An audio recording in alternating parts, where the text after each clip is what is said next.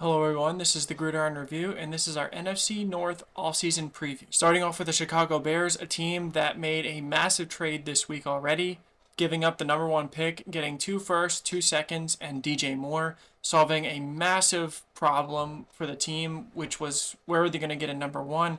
And now they receive room, and suddenly DJ Moore, Chase Claypool, Darnell Mooney, and Cole Kmet, a very, very good weapons group for Justin Fields, while also getting the ammo necessary to build an offensive line or draft the quarterback next year if Fields doesn't work out. They have almost 100 million, not counting DJ Moore's contract when he officially joins the team. They're losing David Montgomery, first round superstar N'Keal Harry, and then a couple of other depth pieces, nobody special. A couple targets for them in free agency. Again, they can pay more than others. Yannick Ngakoue, Levante David could be a veteran presence to pair with Jack Sanborn, or Deontay Foreman, a running back that will go well with Khalil Herbert, considering David Montgomery doesn't sound like he's coming back, or at least is testing free agency. A couple of draft targets now. Paris Johnson Jr. is primed to be in that pick that they got from the Panthers. If Jalen Carter falls that far, depending on what the news is around him, or an edge defender like Miles Murphy, maybe a flexible guy like Lucas Van Ness. Keys to the offseason, they're already winning big time with that trade. Ryan Poles deserves so much credit, but you've got to fix the offensive line. Fields got sacked over 50 times, we believe. And, besides drafting, there's a decent amount of tackles and guards that are pretty good. So, overpay a little bit, get them there. Follow the Jaguars method from last year where they reset the market on a couple of players, but ended up working out very well. Maybe a fourth wide receiver now.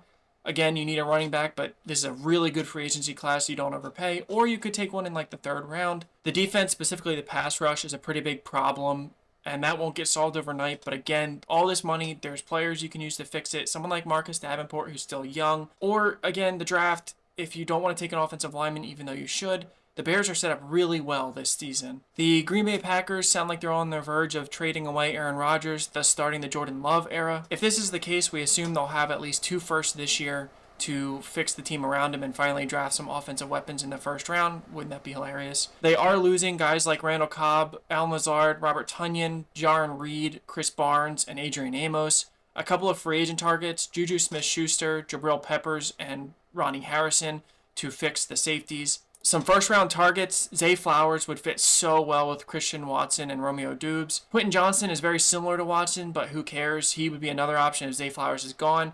Or a tight end like Dalton Kincaid. You want a receiving option. You could also go day two, someone like Sam Laporta.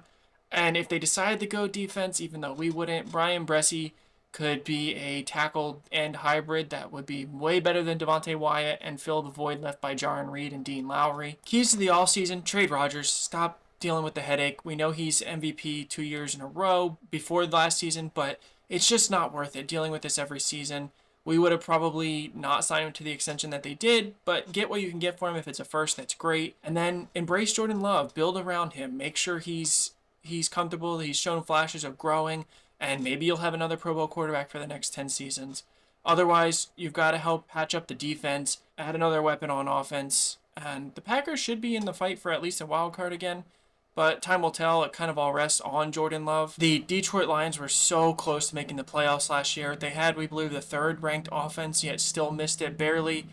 We believe this is the new America's team that everyone wants to succeed, even people within the own division. Notable free agents, Jamal Williams, maybe the most liked player in the league. You got to bring him back. DJ Shark, Brock Wright, and then a lot of defensive pieces like Alex Anzalone, Mike Hughes, Will Harris. So there's a decent amount to be done. Free agent targets, Dalton Schultz would be so good in that offense and help the run game and the pass game. Deion Jones, a low-cost, high athleticism linebacker, or if they want to spend big on the secondary, CJ Gardner-Johnson. They do have picks 6 and 18, and we expect them to possibly trade out of 6, but if they stay put, Christian Gonzalez would be an amazing addition to their cornerback room. And then at 18, they could go defensive line, they could go linebacker, they could go tight end. There's a lot of options for them. They're set up for a lot of success, and we hope a playoff run. You wouldn't know it by their offseason moves, but the Vikings did, go to the playoffs last year, and they've cut a lot of people, restructured, and it seems like they're making up maybe to make a move for Lamar Jackson. It's hard to tell. They might just be trying to get under the cap, but Adam Thielen is a fan favorite that you just got rid of. Zadarius Smith is still a very good pass rusher that you're rumored to be getting rid of. So we're not quite sure what the plan is here. Beyond them, Alexander Madison is a free agent, Irv Smith, Garrett Bradbury, Dalvin Tomlinson, Pat Pete, and Shannon Sullivan. A couple of free agent targets. They don't have a lot of cap to work with, so you're going to be looking at lower cost options.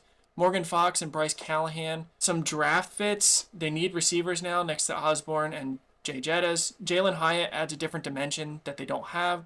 Lucas Van Ness, another guy that's flexible at all spots across the D line, or Brian Branch, the nickelback from Alabama. Keys to the offseason, it almost feels like they're a little bit in limbo for a team that was just in the playoffs. Kirk Cousins kind of folded a little bit again, even though he had a probably career year in the regular season.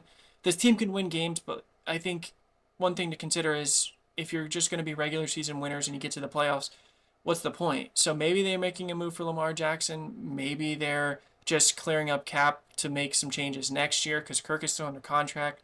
It's hard to tell. We think Detroit and Chicago are on the rise. Green Bay, if Jordan Love is good, can be right back in the picture again. The Minnesota Vikings window is incredibly small, and they're going to have to lock up Justin Jefferson soon if he even wants to resign by the time he's ready to negotiate. So it should be a pretty interesting offseason for Minnesota.